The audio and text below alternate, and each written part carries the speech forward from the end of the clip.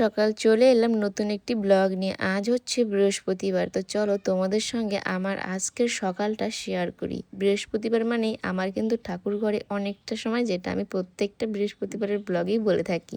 তো দেখো ঠাকুর ঘরে আজকে অনেক কাজকর্ম আছে। যদিও প্রত্যেকটা বুধবারে আমি থালা বাসনগুলো মেজে রেখে দেই, কিন্তু এই বুধবারে আর সেটা হয়ে ওঠেনি, যার জন্য আজকে সকালে অনেকটা সময় আমার ঠাকুর ঘরে লেগে যাবে এগুলো পরিষ্কার করতে।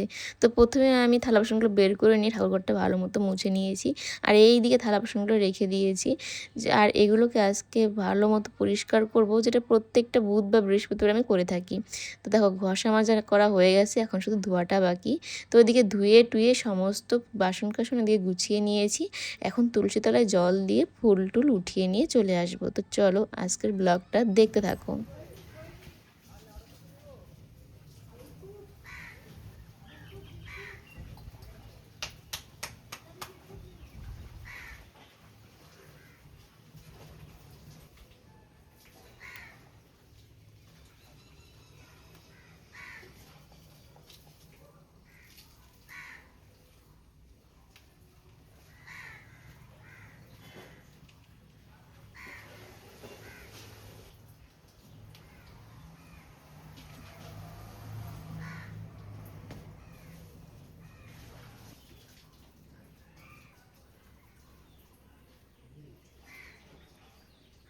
এই জবা ফুলটা কিন্তু আমাদের গাছে, যেটা রান্নাঘরের ওই পাশটা আছে। তো তারপরে এই গাছগুলো থেকে এক এক করে ফুল নিয়ে নিচ্ছি। আজকে পুরো ঝুড়ি ভর্তি ফুল হয়ে যাবে মনে হচ্ছে।